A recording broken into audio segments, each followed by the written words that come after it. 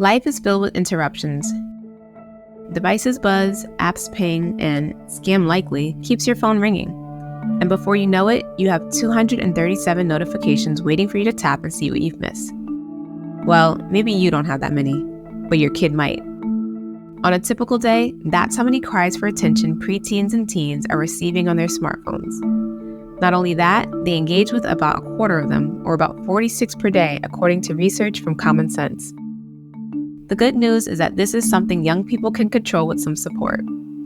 We're going to be sharing some quick tips to help your kids cut out the distractions.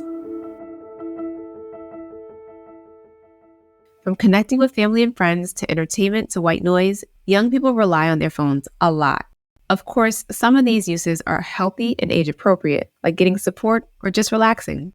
With so-called smart devices come the literal bells and whistles that keep you always connected and hooked. The business model of apps and devices depends on people picking them up and using them as much as possible. So you can imagine how kids with phones might be struggling to set boundaries. We spoke with some high school kids, Rose, Audrey, and Nikhil, about their experiences with tech use. The moment I wake up in the morning, a screen is in my face. I work several internships online. I have a social life online. I like to call my friends and we can study together. And this can range from 3 hours a day all the way to 12 to 13. Sometimes I'm working all the way to midnight. I'm not really texting a friend. I'm just scrolling because I feel like scrolling, and I'm procrastinating on my other work and studies.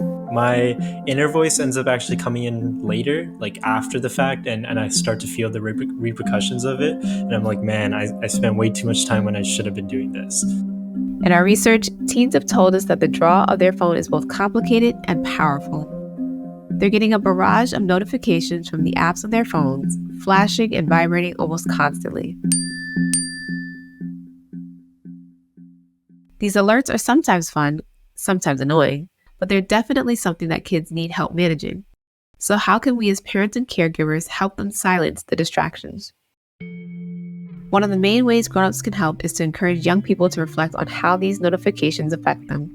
Whether it's their emotions or ability to focus, the habit of always checking their phones can impact children's well-being. Here are some things you can do with your kid. Number 1, together with your child, open the screen time or digital well-being app on their phone and look at which apps send them the most notifications. Number 2, talk about how your child can update the settings, both within apps and on the phone itself. Ask them to think about which notifications they find disruptive and which ones they want to turn off. Help them set do not disturb times that match their needs, like when they do homework or before they go to bed. Although it might take time, stopping to reflect on how phone notifications affect you can lead to helpful discussions at home and in school. Plus, it can give us some control over how much we interact with tech. Helping kids with their digital well-being requires support from parents and caregivers, teachers and schools, and the tech industry itself. But there's hope. Young people are getting savvier about blocking some of the notifications that they feel are unnecessary or silly. They prefer notifications for more personal things like DMs or direct messages and stuff related to people they know. One thing I do is about my notifications. I have set different modes. I have a personal mode or a school mode saying okay, I only want Google Classroom notifications, and it makes me less tempted to want to open my phone. My tech habits have changed by just dropping my screen time. So I need to have timers set, and I ended up just deleting some apps that I didn't need, and that took away a lot of that over-reliance on my phone.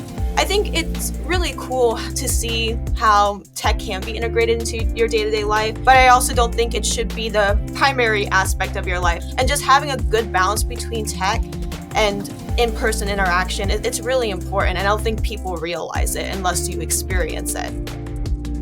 This episode features findings from Common Sense Media's research report, Constant Companion, A Week in the Life of a Young Person's Smartphone Use. For a link to the report or more advice for parents and caregivers, check out the show notes or go to commonsense.org/families.